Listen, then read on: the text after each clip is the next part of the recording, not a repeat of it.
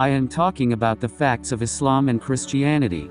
Our topic is the Great Solomon. We are evaluating it separately from the perspective of a Christian and a Muslim. Please note that your beliefs may be affected. Stay tuned, more videos will follow. Solomon in the Christian perspective. 1. Wisdom given by God. In Christianity, Solomon is considered a figure chosen by God, endowed with wisdom, understanding, and wealth. God granted Solomon wisdom, which is reflected in his reign as a king. Solomon's ability to rule justly and wisely is seen as an example of fulfilling God's will. 2. Solomon and the Psalms. Solomon is also believed to be the author of many psalms in the Bible. These psalms are central in Christian worship and are full of praise, prayers, and supplications to God. Solomon's writings, like Ecclesiastes and Song of Solomon, are important works that offer deep teachings on wisdom, love, and the meaning of life. 3. Connection to the Messiah. In Christianity, Solomon is seen as part of the lineage of the Messiah. Jesus Christ is considered to be a descendant of Solomon, and for Christians, this connection emphasizes that Jesus is the fulfillment of God's promises, as Solomon's peaceful reign symbolizes the coming of the true Messiah. Solomon in the Muslim perspective. 1. Prophet and just king. In Islam, Solomon, Sulayman in Arabic, is considered both a prophet and a king. He is viewed as a servant of God, chosen to lead his people with wisdom and justice. As a prophet, Solomon is believed to have received divine revelation and guided his people according to God's commands. 2. Miracles and judgment. In Islam, Solomon is famous for performing many miracles.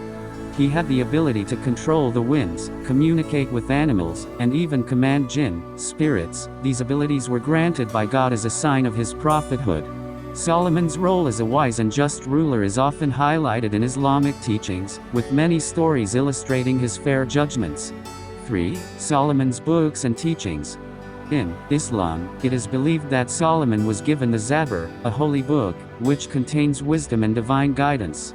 Though there is no direct connection with the Psalms in Christianity, Solomon's teachings focus on wisdom, justice, and the importance of submission to God. He is also known for his deep devotion to God.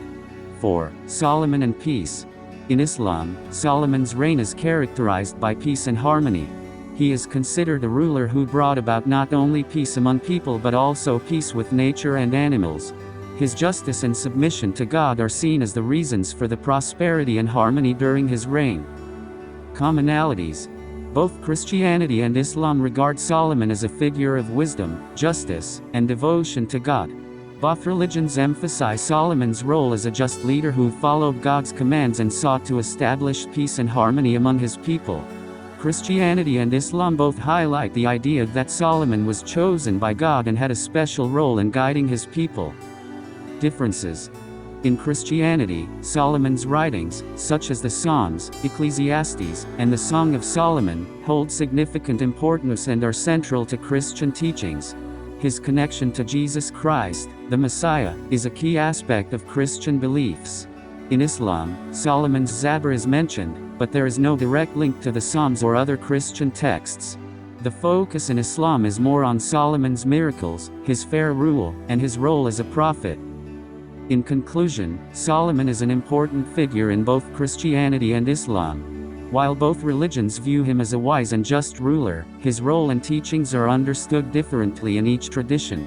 Both religions emphasize his devotion to God and his ability to lead with wisdom and justice, but the specific interpretations and connections to other figures, such as Jesus in Christianity, vary between the two.